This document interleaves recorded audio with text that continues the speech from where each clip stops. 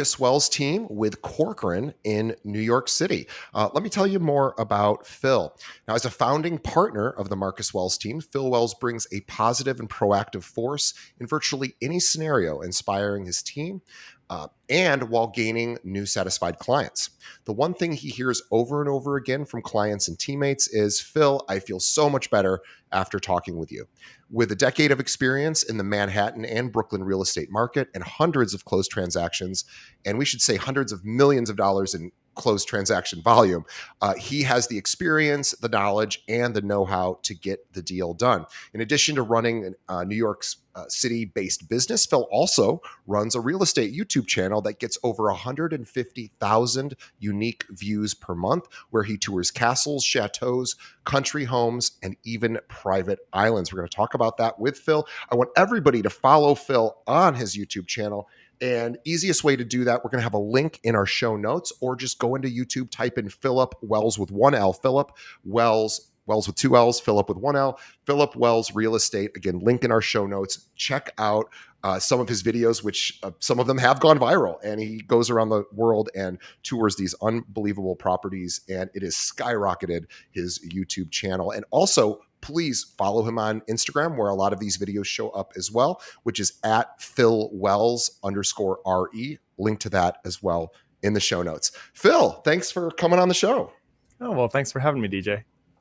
I'm super excited to talk with you because, well, number one, I just got back from New York City, and I have such a I think most of us have such fond experiences, visiting New York. And I always think, like, if I was just a little wealthier, maybe I'd live there. But I'm happy here in Chicago. But I do love visiting, and so grateful to be able to talk to somebody somebody who practices in New York, because I think it is a really difficult market. Obviously, we know the pricing is like there, but would love to kind of go all the way back to the beginning of your story. I know you're not originally from New York, but how did you get to New York? How did you start in real estate?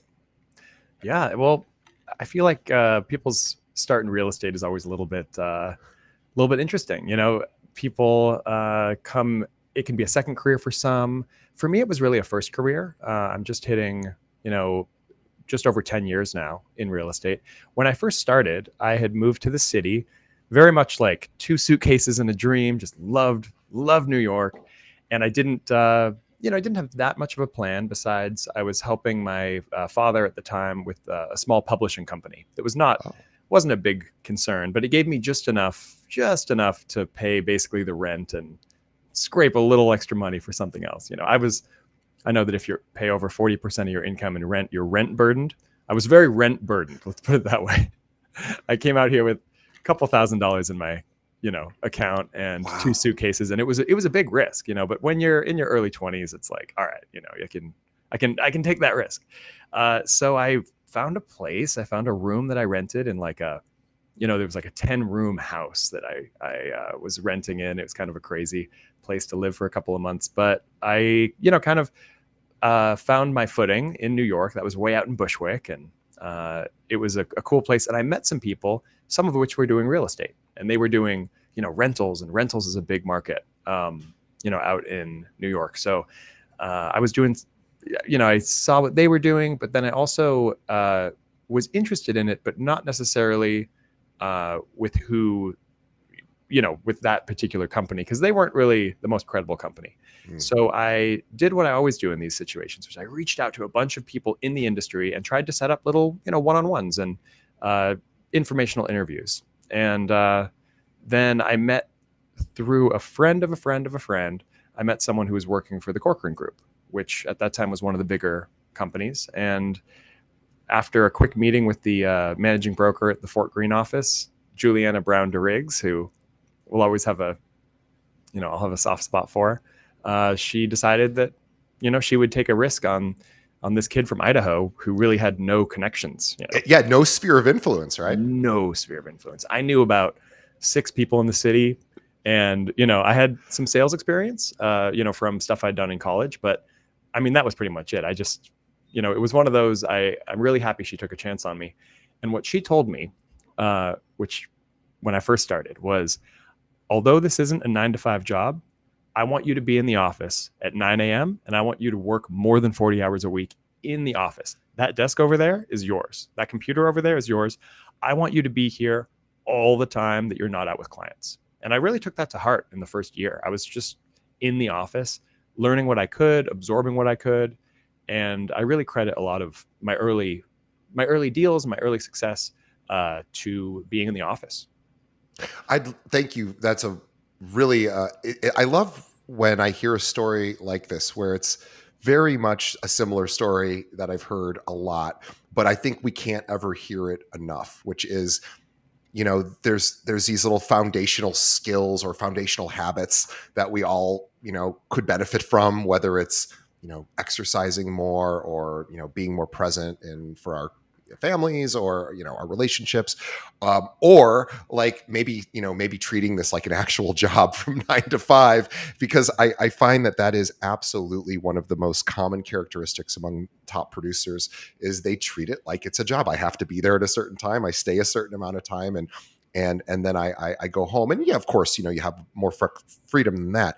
But I love the idea of treating it like an actual job. I suspect people would do a lot better in this business if they went, even if they went somewhere in their own house every day from 9 to 5 and really treated it that way. Now, I'm curious. So you're at this desk, you're absorbing what you're hearing and going on, within the brokerage.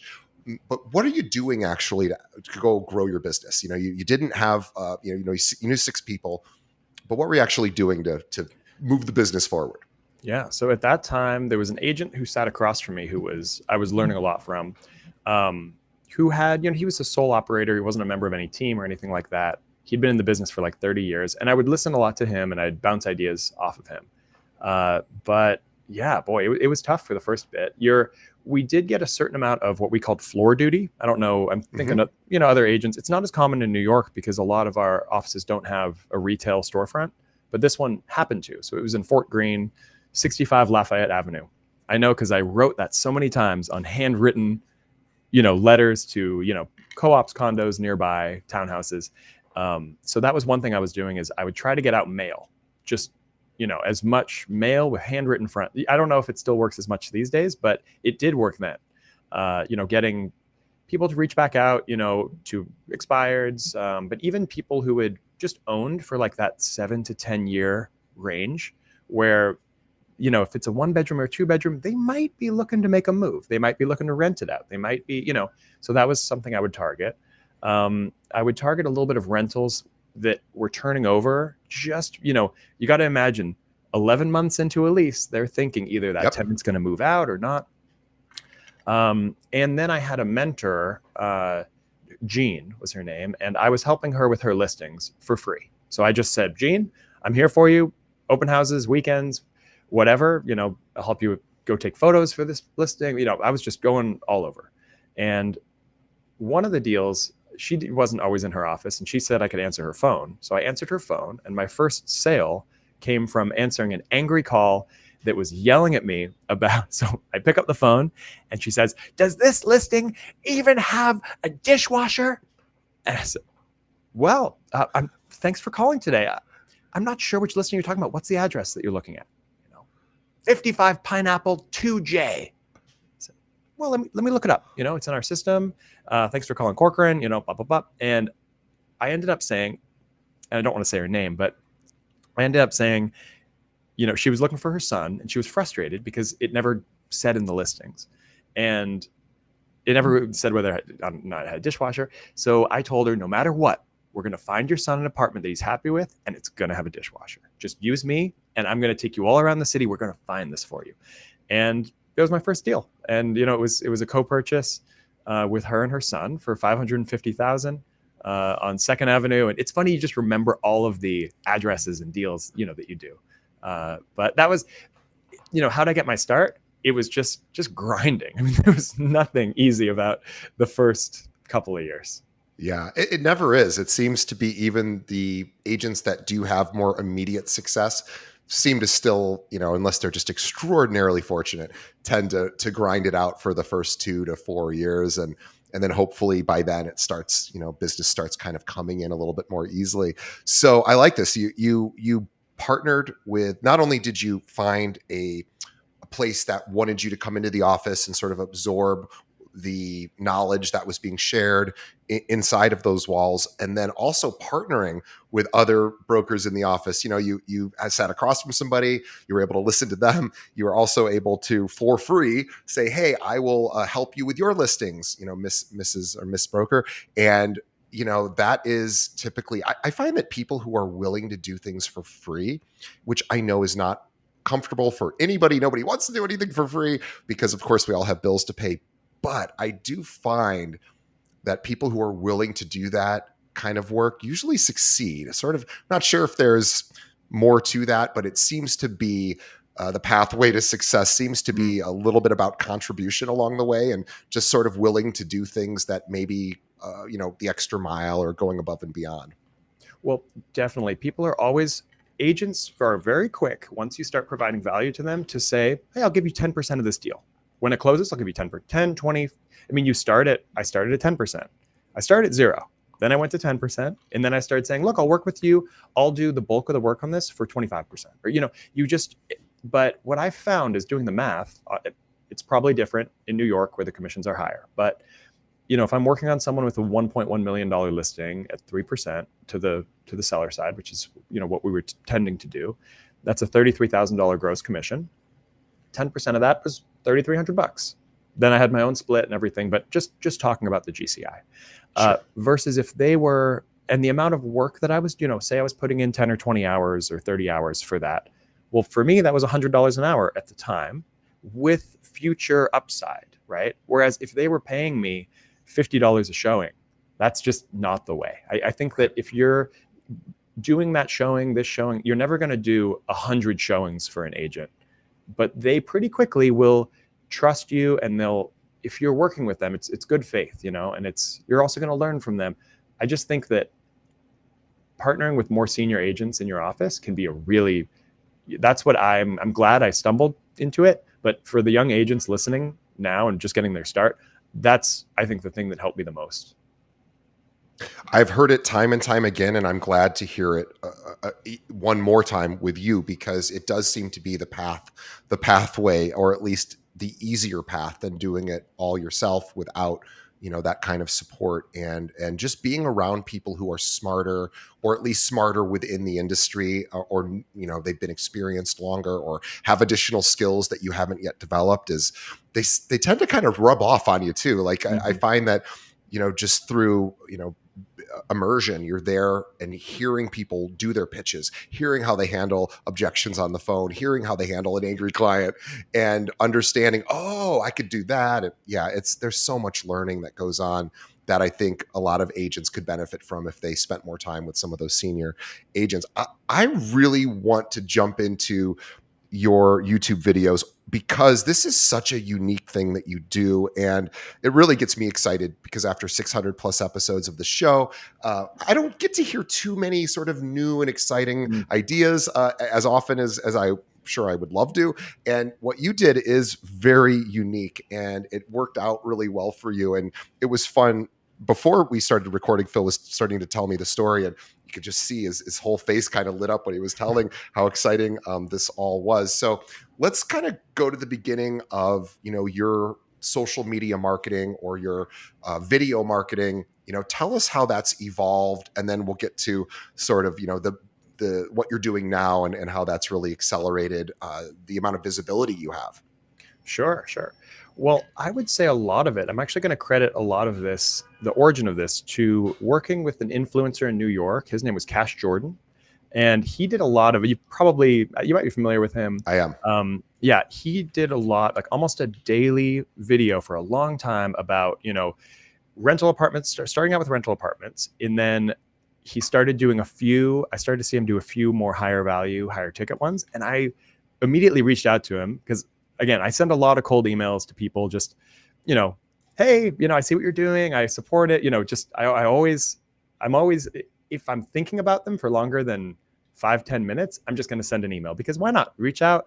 And as long as you're okay with a 10 or 20% response rate, then just reach out to people and say hello. They'll often be supportive of what you're doing, or they won't have time. But anyway, I'm always encouraging people, if you're in sales, do cold reach outs.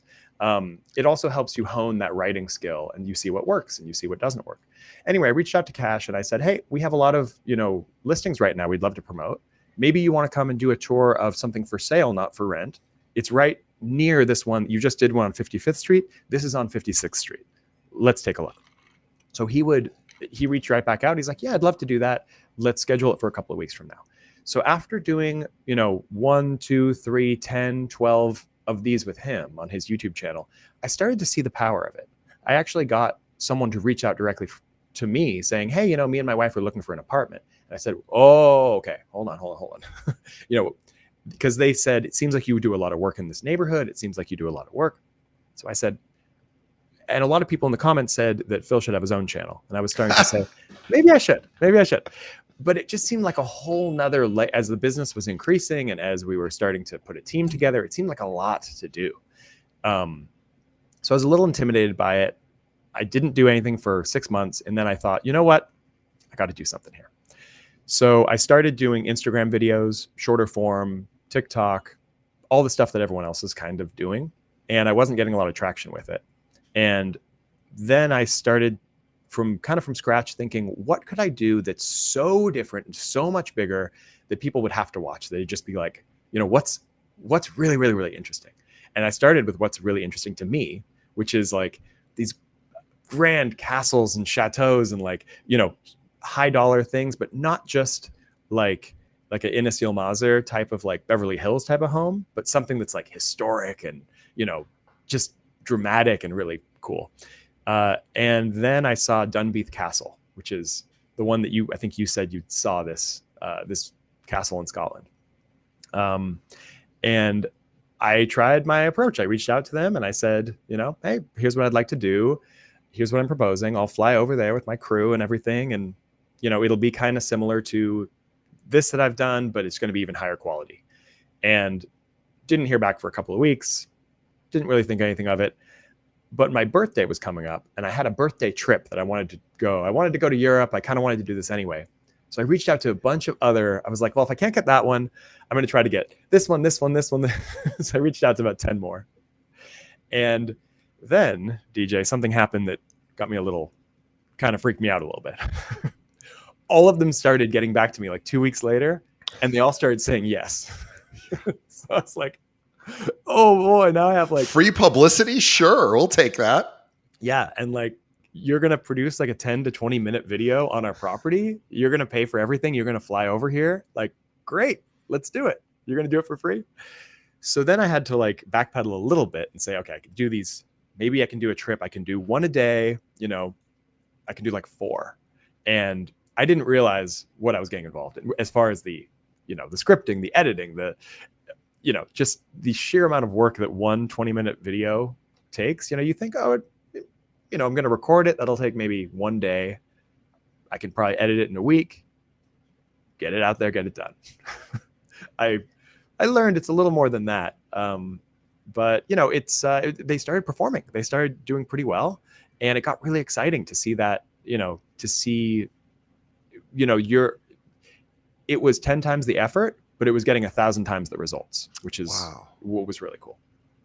And so how much time would you estimate you spent on some of those videos each? Being that you thought, well, it'd probably take a week. And also we should mention you're a full-time realtor too. So this isn't something that you're doing as your only sort of, marketing thing. So how long does it actually take you to edit a 20-minute video?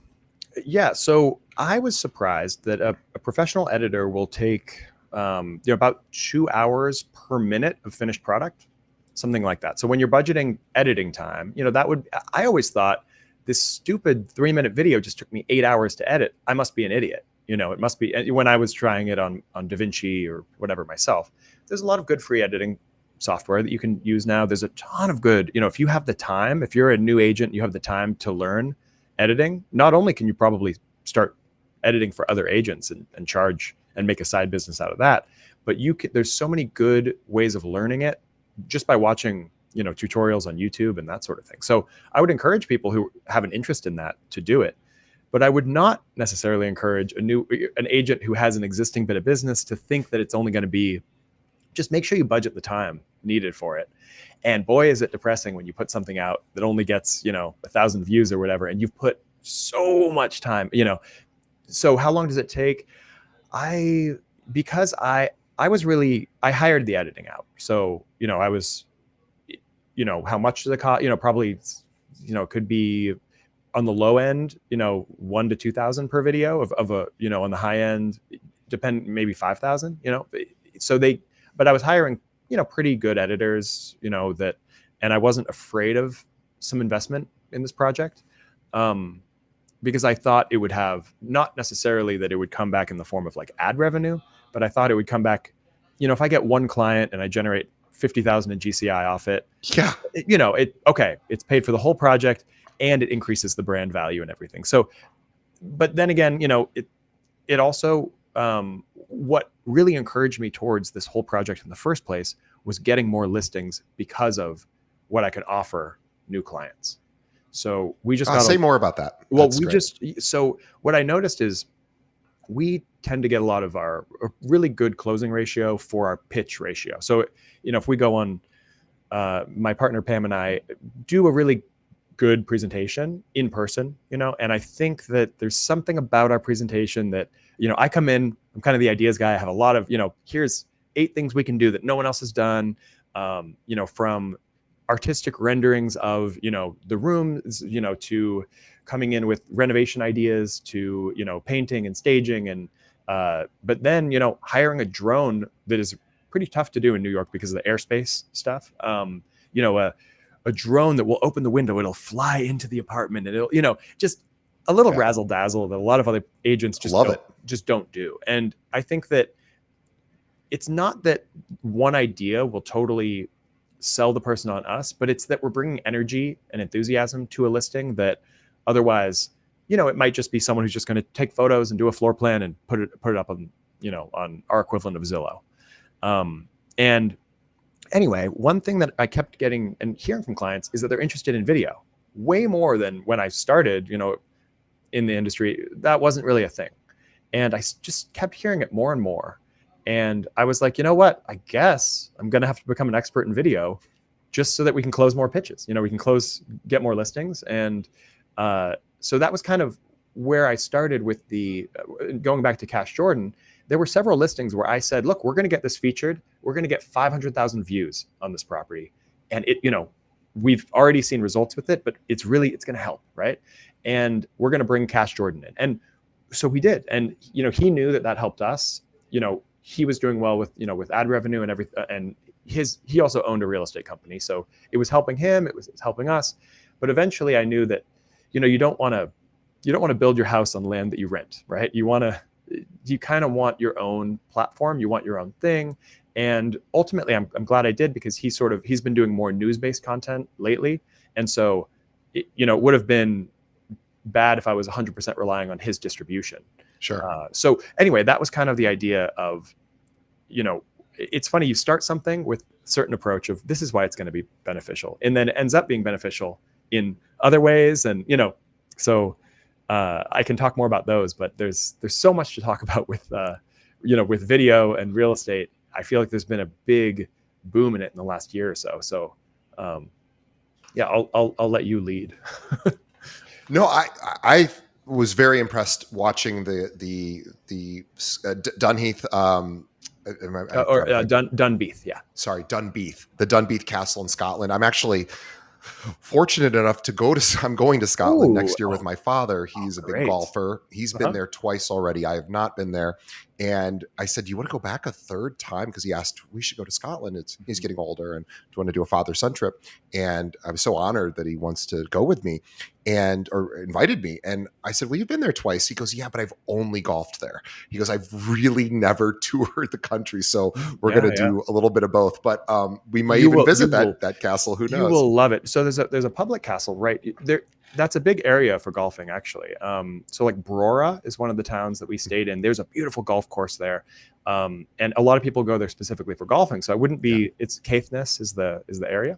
I wouldn't be surprised if you go to that area. If you do, Dunrobin Castle is a public castle with beautiful gardens right on the. It's just you have to go there. You'll drive right by it on Highway A1. But one thing that is surprised me is the food in Scotland. It was some of the best food. We had just come from Paris. We were in the south of France. We were eating like kings. We went to Scotland, and the food was even better. Like it was literally that I was not expecting. It was some of the best food I've ever eaten, from the baked goods to preserves. Like they have all these little like berries and stuff. They like on the toast every morning. It was like so good. The meat was all like grass-fed, local. I couldn't believe how good the food was. That's great to hear. Amazing food. You're gonna love it. Like it's not all just haggis and Scotch eggs and all of that. No, but that stuff's good too. Like I couldn't believe how good the food was. Like I was just like expecting it not to be great, and then I was so impressed by it that anyway, but the scenery, it's so cool. I loved it there. I've done Ireland. I actually did that with my dad years ago, and Scotland's just as beautiful, more beautiful maybe. Certainly, a place to go visit, especially for anyone who's a golfer. But let's talk. I want to go back to the YouTube video. So you flew to Scotland. You got approval. You brought someone with you to help shoot. You started editing, or you hired out for the editing. And this particular video did really, really well. You have over 1 million views on it. And I'd love to know sort of what did that do for your channel? And also, what did that do for your exposure within the real estate industry? And also, did it impact I know I'm asking 3 questions at once, but it's very poor interviewing technique. But just want to hear how it impacted your business. Yeah. Sure. Well, there have been some, we have a ton of listings coming up. So that's been something where I can sort of, it's something I can offer now, that I'm going to put this on a channel that gets, it's not so much the YouTube lately hasn't been nearly as much about your subscriber count, but it is more about kind of your momentum, how many returning viewers you have. And it's hard to, the YouTube algorithm we could have a whole podcast just on that. Right. But we have a $12 million listing coming up in downtown Brooklyn that is like a beautiful historic townhouse that is fantastic. We have a nice $30,000 a month rental in Tribeca coming up. Another $12 million listing or $11 million on Fifth Avenue. We have $30 million of exclusives that are coming. A lot of which have been, I think, when people start to associate you with higher value stuff, it becomes easier. Like I haven't even really been able to, it used to be my range was like 3 to maybe even like 1 to 5 million. And it just seems like we've been getting a lot of higher end stuff. And a lot of that has been, I'm getting more comfortable with it because now I'm more comfortable walking through a $20 million property. So I think it comes across now I'm giving myself permission to go after that kind of business. And it seems to be that the reputation of me, touring and really speaking credibly about these properties and helping sell them really is connecting with my clients and my potential clients in pitches and in marketing. And they're saying, oh yeah, he does that kind of thing. Now let me give it to him in New York. So I think that being associated with it and being able to credibly speak about these properties and learning about all this. I mean, I need to know all the specifics of every type of stone, because if 1 million people are going to see this, I can't mess up, and if I do, right? Because if the content is, I'm sorry, I'm just going to interject. Yeah. If your content in your video isn't good, YouTube knows that immediately because they see when people bounce out and go to another video, and you're penalized for that if they bounce out too quickly. They have their own algorithm to sort of keep you engaged, and if that doesn't keep you engaged, they're going to devalue that video. Yeah. Obviously, this value has not been devalued, so you really do have to have a keen eye to detail, like what's going to capture the intended audience's attention and what's going to sustain their attention. And that takes a lot of planning, I'm guessing.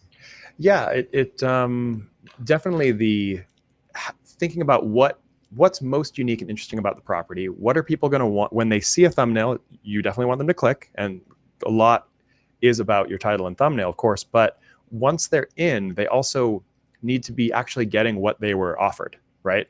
Right. You don't, you want something that's interesting and sort of teasing them, but not, you don't want to do a complete clickbait because they're going to say, oh, this isn't what I thought it was, Right. and then they leave, and then YouTube does penalize you. So, but yeah, back to the, kind of the idea of what this has done. Yeah, it's been a huge expense, right? Like, and also just time away from the business in, travel and that sort of thing. But the branding of it, particularly with the higher end properties and kind of the international exposure, has been really good.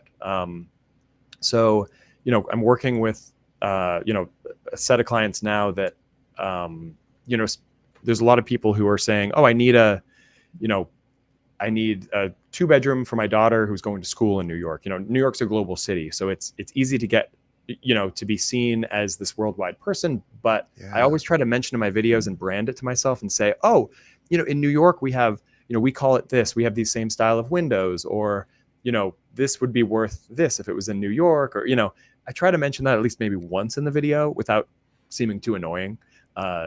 Keep mentioning New York, but I want people to know that first and foremost, I'm a New York guy, and they should think of me when they're thinking of New York real estate.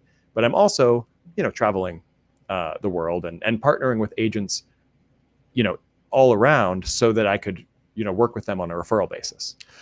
I mean, that's really such an amazing result, right? You get not only people who have opportunities locally for you, or they know people that have opportunities for you locally, and then also, hey, by the way, I see that you did this video in this other country, and maybe there's an opportunity that comes your way, and obviously you don't practice there, but now you of course can refer that out, and whatever the rules are of, depending, I don't know how every country works with that kind of with commission shares, but certainly it's something that should and be able to work. So here's what I was thinking when you were telling me, and I just wanted to sort of throw this your way, and I want you to tell me if you agree or would modify this idea, because I was thinking, like, okay, if I was a listener, what might I do right now? And maybe I'm not going to be able to reach out to this big a castle in Scotland, for example. I don't have the resources or time or energy to do that. But could I do that in my own local community? Could I pick a super high end? For example, if my goal as an agent is to get more luxury listings, or if that's one of my objectives, then I might think, okay, well, I should probably get familiar with dealing with luxury properties. Well, I don't have any luxury listings. I don't have any luxury buyers at the moment, but there's luxury listings out there that are listed by other agents. Maybe I could reach out to them and say, hey, I want to feature your listing. I'll give you credit. I'll say it's, your listing. I just want to tour the property and maybe highlight a couple of really cool things. And again, I don't know what most agents would say to that. I suspect maybe they'd say, well, I just want to see the final edit before you push it out, or something to that effect. But even if they end up not wanting you to actually release the video, which they probably would want you to, but even if they didn't, Phil, you said something that was really hit me, which was you got familiar now and comfortable dealing with these higher end properties because you were now walking through and talking about them. And I would think even that alone would obviously increase your confidence and your competence around dealing with luxury properties, even though you might not have any yourself at this particular moment. You're doing a thing, I would think, and also doing, I like the drone idea too, of getting a drone to sort of fly in through the window and having just a couple of cool creative ideas that, drones aren't that expensive, really. I mean, you could do some pretty neat stuff. But if I was an agent in a local market and I was looking to get more visibility on my videos, I would absolutely go to whatever the highest price rentals and condos and single family homes or whatever, the most unique listings out there, and be like, there's this cool thing I got to show you, and see what that would do. Curious on your take on that. No, I think you're right on. And no one is stopping you. No one is stopping you. And you will probably get, just as the very first reach out, you've never done this before, I bet, as long as you have a little bit of experience as an agent and you can write a decent email, I bet 20 or 30% of the agents will say, okay, sure. Yeah. The biggest thing would be convenience factor for them. When I go to a property, I need at least 8 hours in the property, and I try to schedule 2 days.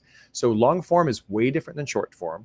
But I would start with short form. There's a guy who does a great job with this. His name's Tyler Hassman, and I've had him, I've worked with him before. He does a lot on TikTok, and he gets a lot of his business from it. And the cool thing about what he does is he can go and he can shoot 4 or 5 properties in a day. Wow. And the feedback cycle is so much shorter that it's just less investment because he can edit it himself on CapCut and stuff. Now, there's a lot of agents who are doing this already. So you need to think about how you can do it either better or different, or, create a little bit more of a story for it, and, I can't help with that. Really, you're going to have to think about it yourself, listener. But I think that if you just try to get 10 or so out, try to get them done, and you'll get better, and then you'll get more comfortable on camera. Everything will get better because, one thing that we haven't talked about yet is just, I call it climbing cringe mountain, and just getting over that mental sort of pit in your stomach feeling of like, oh God, people are going to make fun of me. This is awful. I listened to, there's a great video that Ira Glass, a New Yorker, put out. He's the host of This American Life, which is a very famous radio show and podcast here, of course, in America. And it's actually technically Chicago, but he's really a New York guy. But anyway, he does this video, and it must have been for, some sort of talk he was giving about how you have to be willing to do poor work that's not up to your taste standards until your skill develops to where you can match the output of the project with your taste, right? And he said what most people do is they have good taste. They know what's good. They try to create something, whether they write or they music or a poet or video or whatever, and it's not up to their standards, and it bums them out because they want it to be better. And they don't realize that that's the path, is actually to just keep doing it and learning and getting better. And eventually the expectation you have matches the reality of what you're producing. And then in what Ira says in this video, it's like a 2-minute video. I'll see if I can find it and send it out to our audience. But he says most people quit just before they're about to hit that level of competency that they're going to be. And then I also read a book, not by Mr. Beast, but I think it was his mentor, and you probably may have read it as well. I can't remember. It's a YouTube, sort of how to do YouTube book. And Mr. Beast is quoted in there. He's like number one guy. If anyone doesn't know, he's the number one channel on, I believe, on YouTube. And he said your first 100 videos are going to be garbage. So he goes, don't do them as quick as possible, meaning put out crap. But he goes, it's going to be crap anyway. So do your best and don't think that it's supposed to be good. Just do your best. And he goes, after your first 100 or 10 or whatever that number is, he says 100, but he's a full-time YouTuber. He goes, you're going to start to get good. And he's like, you just don't quit before the good comes in, And so I thought that was good advice. There's definitely some of that. I think though, I would sort of say maybe your first 100 minutes of content, because if you're doing, TikToks and that sort of thing, and they're 30 seconds long, maybe 200 of them is sure. But man, if you're just going to quit. The average person isn't Mr. Beast, who will count to 1 million on a channel and get, Mr. Beast, a lot of respect, goes out to him. Sure. But I think you don't have to have that much tenacity in order to do it. I just think because there's also, I think that, especially if you're the kind of person who I imagine, is listening, is already in real estate or is planning on being, and they're probably not going to be able to try to fully become a content creator, 100%, but they're looking to augment their business with that. And so I would probably say, if you're seeing, creating a lot of content's great, and I think you definitely should, and you're going to get better through it, but you should also see what works, see what green shoots you have, and see what doesn't grow and just sort of withers and dies. And, don't think of, what the algorithm is saying to you, but think about, if a video does better, just realize that more people liked it. It's like people, if it doesn't do well, then it's not an insult to you, but it's just that for whatever reason you lost people or they weren't interested in the first place. And look at your last 5 videos, look at the one that did the best, and just think, okay, study it. Why did that one do better? What other thing that's adjacent to that could I do? For me, it was castles and chateaus. I tried doing some duplex apartments, they didn't do that well. You know, I'm still going to do some New York content and some things like that, but I guess that people are, you know, I'm some stuff's really working out for me. I will wander from there a little bit, but not too far until I get that, you know, until I sort of get permission By the putting out a audience. video, yeah, by the audience, that it does well enough that they're like, okay, like I want to see this. I also do. There's a cool feature on YouTube. After you get monetized, you can submit like kind of like a poll to the audience. And I recently did one. It was like, oh, do you want to see this kind of property or this kind of property? Do you want to see ones that haven't been renovated yet, or do you only want to see beautiful properties, you know, that are finished? So that kind of thing. And you can get feedback and view your, you know, the comments and everything as a conversation more than just, you know, I'm going to decide what I want to do and I'm going to put it out there and the audience is going to have to deal with it. Well, that's probably not going to do so well, you know? Right. And probably often I found in marketing that the ideas that I have that I am confident this is going to get the result that I want, whether it's a video or it's an email campaign or any sort of print or digital campaign, most of the time I'm wrong. And what's interesting is I've learned that it's okay to be wrong because all I have to do is listen to feedback. So you're saying this exact way is, nothing's, or this video I thought was going to, I put a lot of work and energy and it just didn't really get the result I wanted. Okay, well, maybe let's figure out why it didn't. And then let's, move what is doing well or what is doing better and do more of that. And I 100% agree. It's just the audience will tell you, your audience will tell you either verbally or non-verbally, here's what we like and here's what we don't like. And whatever your initial vision is for the content may change as a result of that. Yeah. And within your niche, it's important to look at what someone who likes something that you like, or that you're trying to encourage them to give you a chance on the first one, right? Because they haven't heard of you. They don't know who you are. So what are other people kind of like you doing already? And what do their thumbnails look like? What are their titles? Because if that's your front door, and if they don't open the front door, they're not going inside of the house, and then they can't, you can spend all this time renovating your kitchen and then the front door is locked and no one's going to come in, and YouTube's going to say, oh, people don't enter that door. Don't even show it to people.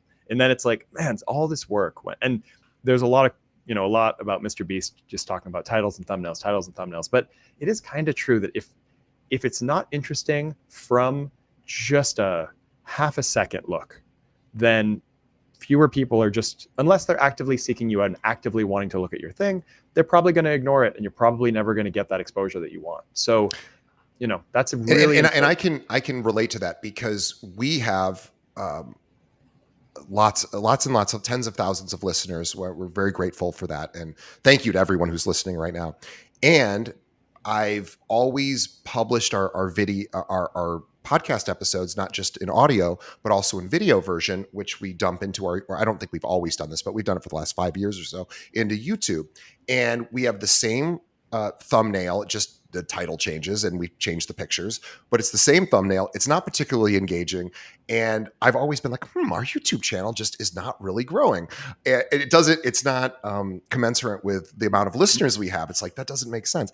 Oh, because again, at that first glance, that first, that first thumbnail, it's not that engaging. So I probably need to go back and re-thumbnail all of my images and create something a little bit more compelling and see what that does because it is something that's really, really important, is we do look at those thumbnails and make a split-second decision about whether we want to engage in that content.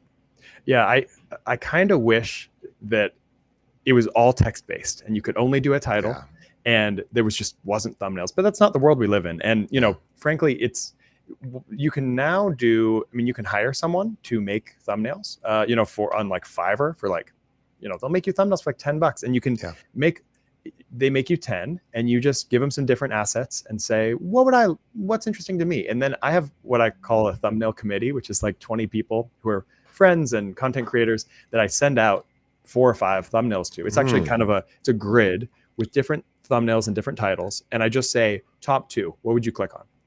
And then I actually load it with an A/B test in YouTube, which you can do now. And it's almost always that my little group of my thumbnail committee is correct. Like it is. No kidding. Yeah. So if you just take some time with it, because if you're, I view how much time people are listening or watching, and a good thumbnail could do, 5 or 10 times as many views. And that's, at this point, it's like tens of thousands of hours of watch time is what we're talking about. So like that is a full-time job is 2,060 hours a year. If you're working 9 to 5, we might be talking about, several people's entire, 9 to 5 years. And it all rests on this title and thumbnail. Like, Yeah. it's just, it's a crazy thing, but you should give yourself permission to spend a few hours on it, because it could translate into, tens of thousands of hours of watch time over the course of your channel. And of, if you're thinking about starting a channel, just know that you're going to have to get a little obsessive about titles and thumbnails, because basically every YouTuber is, because once all that data is in front of you, it's hard not to try to increase those percentages. Yeah, and I think video is here to stay. It's funny because the vast majority of people who will absorb this content, this particular episode, is audio. And I was thinking about this the other day. I thought, why are audio podcasts still so popular? And they are. And I think it's because of commutes and people being able to listen to audio podcasts while they're doing other things, cleaning around the house. So I'm grateful that audio hasn't completely gone away, because this podcast would probably not be as successful as in fact, it wouldn't be as successful as just a YouTube video channel. Although I would love that to not be the case. I'd love to build that audience. So please subscribe on YouTube. I'll send the links out. But what I am really grateful for with video is video does not seem to be going away. So this idea of building that skill set, maybe audio podcasts, maybe they do end up going away at some point, and we just want to watch things going forward. I don't think so. I don't know. My point is what video is definitely not going away, right?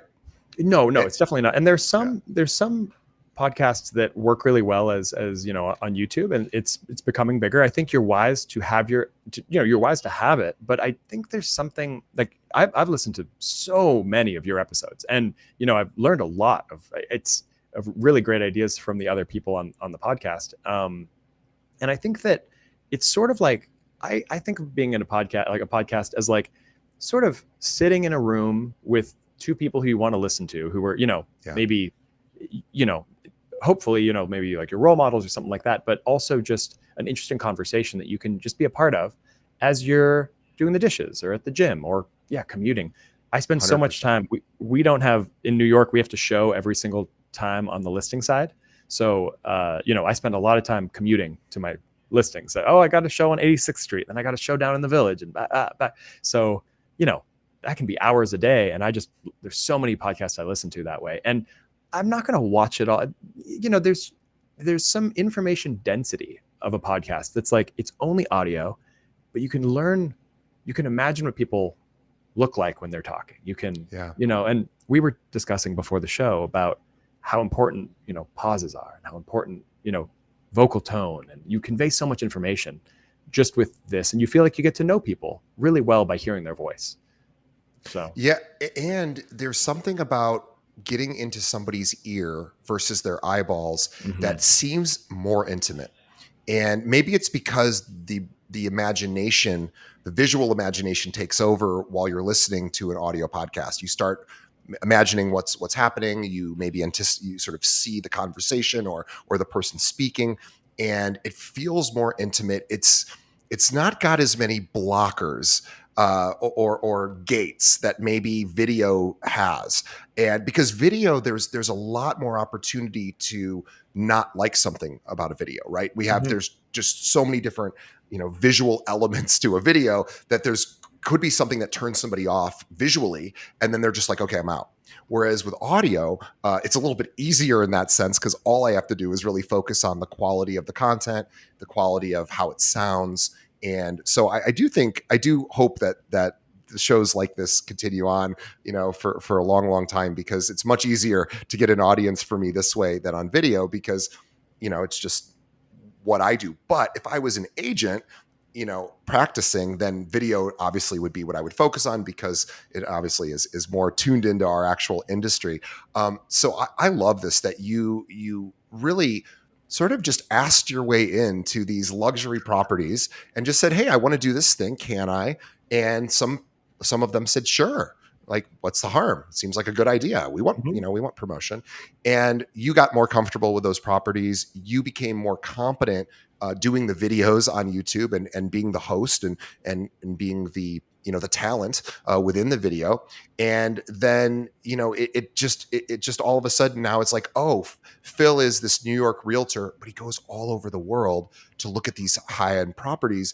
That is a luxury brand aesthetic, I think, and it is absolutely brilliant because it shows that Phil really walks the talk, right? He is going into these properties, he is talking about these amazing homes, and he's able to do that for your home as well. So I think it's yes, it's expensive, agreed, yes, very expensive, and it also helps build the brand that is going to help your individual business because it legitimizes you even more so. Like, I'm a global guy, and I go all over and I do this, and I just think it's one of the smartest things I've seen marketing wise for video for agents ever. So I'm so impressed, Phil, that you have built this. I really want to remind everybody, follow Phil on YouTube. Philip Wells, Philip with one L, Philip Wells, Wells with two L's, real estate. We'll have a link to his YouTube channel in the show notes. Also, you can watch him on Instagram,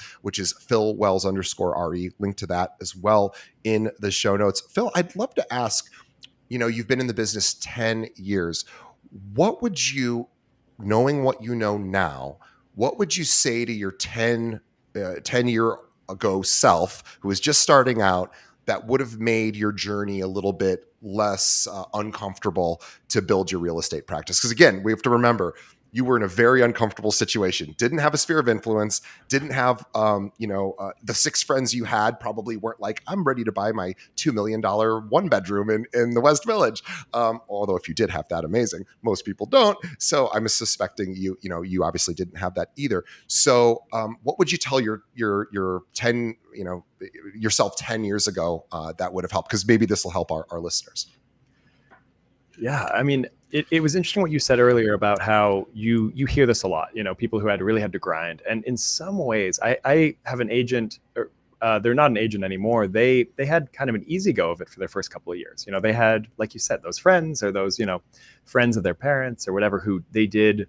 Like, I remember I was struggling to, do whatever I could, and little sales and a bunch of rentals and whatever.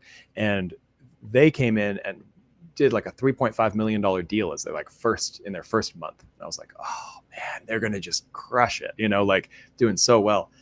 And then they were, as they got smaller deals, they were all disappointing. They were all like, I have to work with this, $750,000 buyer or whatever. And I was like, hey, that's a pretty good buyer. I'll take them, And I think something about walking up the ladder slowly and being comfortable in each rung is good about, so I think that as long as you're moving, as long as you feel like you're getting more confidence, you're learning the market better, I think in some ways, although, yeah, I would have loved to, climb the chain, your ladder faster.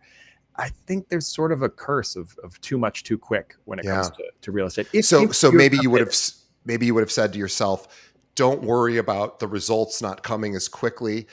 They will come based on the discipline and the effort you're going to do from every single day. 10 years from now, it's all going to work out, kind of thing. Is that kind of what I'm hearing? Yeah, is telling the younger self, you are on the right path.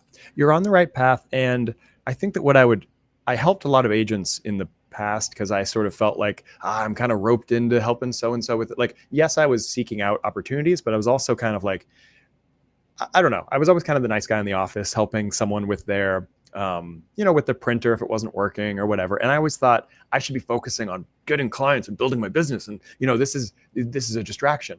But in reality, the path that I had to success was, and still is, by helping people as I'm building a team, by helping people, and just by helping people with the printer, or by someone formatting a spreadsheet for someone, or, when someone's, there's a lot of people who are, need a little bit of help at my office. And there was recently a flood in our office, and it was like going and covering people's monitors with trash cans, trash bags, to make sure they didn't get wet, and moving their documents and whatever. And I find that just by those small things that you do can just multiply to the point where people are saying, "Hey, can I join, the Marcus Wells team?" And I'm like, "Oh my God, yeah, of course." That's amazing. Like, I can't believe you are even thinking of that. Like, I'm happy to, yes, I'd love to start that conversation, but also I'm happy to just keep helping you, And I think that just viewing those interactions as, Stepping investments, stones. stepping Yeah. stones, it's like, there's really, I always thought, everyone is out for their own, and it's, real estate's very cutthroat, but at least within our company, or if you can find that, if it is, then go somewhere else, go to a different company where you feel supported, and, your manager will give you time of day, and like everyone's investing in you and you're working together, because there are a lot of places like that, even in New York. And I'm sure there is. Just make sure you're happy in the office, in the environment that you're in, because it's so important. Regardless of the name on the door, it's so important to be with people that you're comfortable with, and who are helping you. I have one last question, because you are a fan of one of my favorite authors, Stephen Pressfield. For anyone who's not listening, Stephen Pressfield is actually a very storied author. He's written a ton of books, fiction and nonfiction, and he wrote this book, I don't know, maybe 20 years ago now or so, called The War of Art, which was sort of a play of Sun Tzu's The Art of War. He sort of just flipped it around and talked all about, it's a small book, it's a very quick read, but there's so much in there, and it's really about basically this idea of the amateur and the professional, and sort of how to become the professional, because the professional, all the spoils go to the professional. The amateur, has a lot of pain and failure to it. And when you make the decision to become a professional, you're moving from amateur to professional status, and you run into resistance. So those are kind of the three big things of the book: is how do you overcome resistance, how do you move from amateur to professional. And it's one of these books that, and I'm sorry I'm talking so much about it, but it really, You're doing a great job. It really impacted my life, and it was a huge seller. Probably a lot of our audience knows it. Even if you're not a creative, I really encourage you to get the book, because he'll talk a lot about writing, because he's a writer, but it really applies to just about anything in life. And it's not specifically about writing. It's about sort of treating, like Phil did when he first got his job at Corcoran. He sat in the office. He stayed there from 9 to 5. That's what a professional does. Professional stays in the office, learns. He wasn't the amateur, sort of doing it, sort of not doing it, 1 foot in, 1 foot out. But tell me your experience with The War of Art.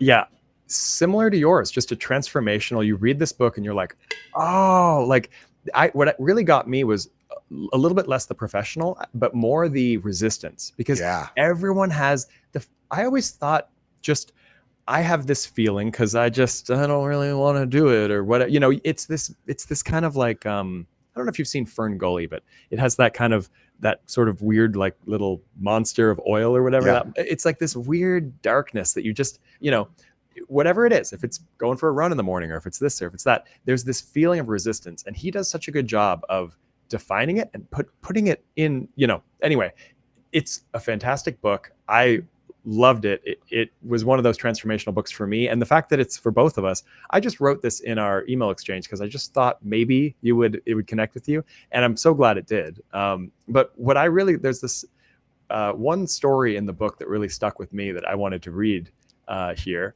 Please. And it's just, he has a bunch of these little short chapters.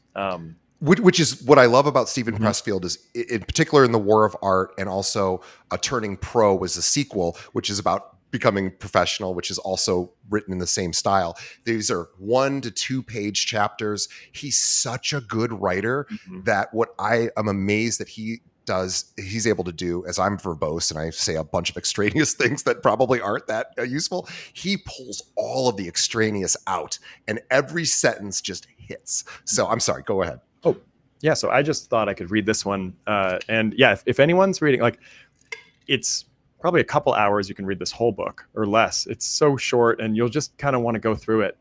Even if you go to a bookstore, I bet you could read it in the bookstore without even. And I don't even think that Pressfield would mind. He's like, he just seems like such a cool guy from this book that like he just really wants to like help other writers and creatives. And anyway, great book. But I'll read this chapter called Largo. In my 20s, I drove tractor trailers for a company called Burton Lines in Durham, North Carolina. I wasn't very good at it. My self-destruction demons had me. Only blind luck kept me from killing myself and any other poor suckers who happened to be on the highway at the same time. It was a tough period. I was broke, estranged from my wife and my family. One night, I had this dream. I was part of the crew of an aircraft carrier. Only the ship was stuck on dry land. It was still launching its jets and doing its thing, but it was marooned half a mile from the ocean. The sailors all knew how screwed up the situation was. They felt it as a keen and constant distress. The only bright spot was there was a machine gunnery sergeant on board, nicknamed Largo. In the dream, it seemed like the coolest name anyone could possibly have. Largo. I loved it. Largo was one of those hardcore senior non-coms like the Burt Lancaster character, Warden, in From Here to Eternity. The one guy on board the ship who knew exactly what's going on, the tough old Sarge who makes all the decisions and who actually runs the show. But where was Largo? I was standing miserably by the rail when the captain came over and started talking to me. Even he was lost. It was his ship, but he didn't know how to get it off dry land. I was nervous, finding myself in conversation with the brass, and I couldn't think of a thing to say. The skipper didn't seem to notice. He just turned to me casually and said, "What the hell are we going to do, Largo?" I woke up, electrified. I was Largo. I was the salty old gunny. The power to take charge was in my hands. All I had to do was believe it. So that's, it keeps going. But the idea that, yeah, it's all in your hands. And what I found to bring this to real estate is, in New York, we have these complex transactions involving boards, and you've heard it before from other people on your show, and I think the listener probably has as well. But we always use a real estate attorney. When we have a closing, there's like 8 people in the room. Like the co-op board has to accept the new the person buying the home. They have to first. For anyone who doesn't live in New York or hasn't dealt with co-ops, this is part of the process. Is the person goes in front of the board, bears their financial life as well as their sort of personality to the board, and just says, "Hey, I want to make sure or they want to make sure you're a culture fit, so that you don't move in and destroy the good will of the building by being a jerk." It is very complicated. You could have somebody who has a cash offer, is just going to pay right, and maybe the condo board goes, we don't like that guy.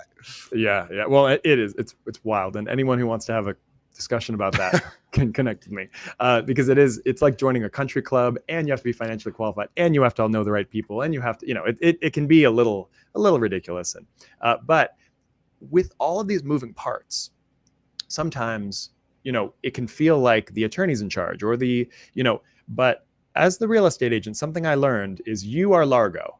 Like, you are the one moving everything forward. You're the one who is, you have to, don't let anyone else drive the ship, because you're driving it. And like, the assumption should always be, when you have a listing, when you have a buyer, when you are involved in a deal, like, yeah, the attorney might be working on the contract, but you should read every page of that contract. Like, you need to be, don't just, and like, if it's a title company where you are, don't just let them, like, you need to be on top of every aspect of this, because, you're the one in charge. And once you take ownership of it, your clients are going to feel it.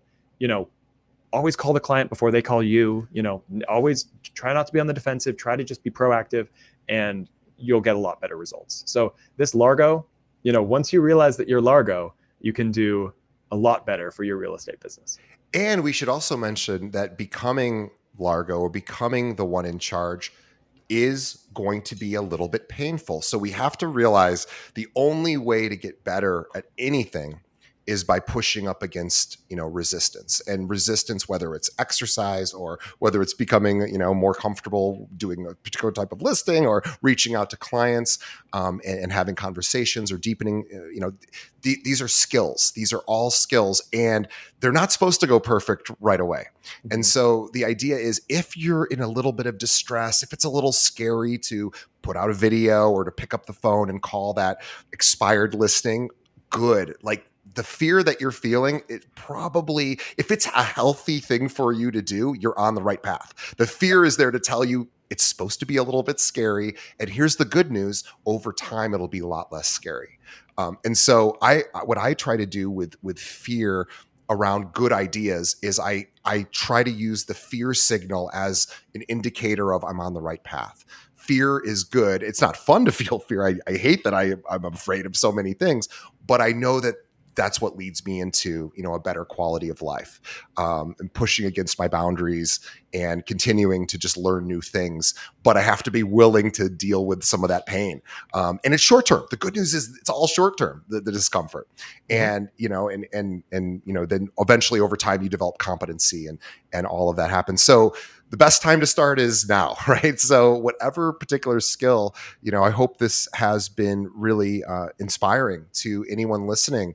And Phil, thank you so much for your explanation of how you do video marketing and how you built your brand, and sort of the challenges along the way, and some really just amazing tactical advice for anyone out there. Really couldn't thank you enough on behalf of our audience. We thank Phil for spending an hour with us today, and also want to remind everybody, please, you got to see some of Phil's videos. I mean, there's a reason he's gone viral, and his videos are incredible. So Philip Wells Real Estate is the YouTube channel. We'll have a link to that in the show notes. Remember, Philip is with one L, Wells is with two L's, and we will also have a link to his Instagram account, which is Phil Wells _RE. And, he is with the Marcus Wells team. By the way, Phil is a New York City agent, also, deals in different boroughs, and not just Manhattan. But if you have clients that are moving in and out of New York City and are looking for a good agent, Phil would love the opportunity to connect with you to see if he might be a good option for one of your clients. Phil, what's the best way one of our listeners could connect with you if they see any synergy there? Yeah, you can definitely send me a DM on Instagram, which is great. Or you can email me. It's first initial last name, pwells@corcoran.com. And yeah, I love it when people, email. It's cool to know that people heard this. And if they have any questions about, I'm always happy to hop on the phone and, talk with them about YouTube or real estate, New York, pretty much anything. So. And Phil, I think you have potentially a second career if you want one. If you probably don't have time for one, you definitely don't have time for one. But you could also do, I think, a lot with voiceover work. I imagine you've probably heard that before. What I really so much appreciate in the way you've been sort of communicating during our interview is, and I really want everyone to, if you can, if you didn't pick up on this, go back and listen to how Phil responds. He's very precise. We don't hear ums and ahs very often. And his sentences are short and concise and really right to the point. He cuts the fat out. Whereas me, I sort of blather on and probably need to edit myself more effectively. Phil does a great job of that. And I think that would be super helpful, not just in video making or being a podcast guest, but in talking with clients, is having not so much a script in front of you that you're reading from, but knowing what you want to say. Here are the 5 things I need to get across in this conversation. And what's the most direct way I can do that, so that my client gets the answers that they want? Because as Phil said, ideally, the client doesn't call you first with a question. You reach out. So you have to sort of know, now's the time to have the conversation about X, Y, and Z, and rehearse, plan. And eventually you end up just getting good at these kind of conversations. And I think, Phil, your tonality, the way you speak is really, something we didn't really talk about on the show, but I imagine our guests will probably give you feedback like that to say your voice is really soothing. And that's something as well. I don't want to get, we won't get into any of that now, but there is something to be said for everyone sort of having an awareness of how their tone comes across to other people when they communicate. And this is a skill. This can be developed. You can change part of the way you communicate. And, look, communication is so important in this business. So anyway, Phil, Yeah. We'll have to, maybe 3 months from now, we'll do a second conversation, because that's one of the things I appreciate most about your show is the presence that you have and sort of the musicalness of your, you have, I heard something once and it said that most people use 2 notes when they speak. They'll talk a lot like this, and then they'll talk like this, and then they'll come back like this. And I forget who it was, but it was a vocal coach, and they went to a piano and they played a song with just 2 notes and said, okay, 3 minutes of that. How boring was that? Then they played something with just, 2 octaves or so. And people aren't going to listen to you if they, if you just, and ever since I heard that, I've just noticed it. It's like, you have to put a little bit of energy into it. Don't sound like you just woke up, like, you need to have a little bit of, and it doesn't have to be fake, but just, I think that's one of the reasons that your podcast has been successful, is because you bring, energy and presence to it. And you've done enough episodes that you've definitely overcome any nerves that would flatten it. You don't want whatever you're saying to feel flat. Otherwise people just don't believe it, don't trust it, whatever. You need to connect authentically with your people, if it's on the phone or if it's on a podcast to, 10,000 people. Yeah. And if anyone out there is, really impressed with my podcast, please realize that my first 100 episodes of the podcast, you do not want to listen to. I mean, actually, they're probably okay, but they're not what we're doing now. So, it's that old expression from, I don't remember, it's like a Zen saying. I don't know exactly where it comes from, but I think it's a Zen koan or something to that effect, where it's before enlightenment, chop wood, carry water. After enlightenment, chop wood, carry water. So it's just about continuing down the path, keep doing the work. And it's not, it's not fun to do push-ups, but they lead to bigger muscles, so that's what I try to remember. And Phil, I am so grateful to thank you for all the kind words, by the way. That meant a lot to me. I so appreciate that. We appreciate you, the listeners, as well. Phil and I thank you. We already thanked Phil on behalf of the audience, but Phil and I want to thank you as well. We appreciate you. We hope that this was helpful for you. I know that it was, but I really hope it resonated with you. Please let Phil know how much you appreciated him coming on the show. Would mean a lot to me and Phil as well. So reach out to him, check out his YouTube channel, see what he's doing, and see how you could take an inkling of that idea and maybe bring it to your local market and become the YouTuber in your local market that maybe ends up getting people who you wouldn't normally come across in your normal spheres of influence. Also, check out Phil on Instagram and on his YouTube channel, Philip Wells Real Estate. You definitely want to like and subscribe, because he does really cool things, goes all over the world touring these unbelievable properties, and really, really cool. So Phil, thank you so much. We will see everybody on the next episode. Thanks, Phil. Okay. Thanks, DJ.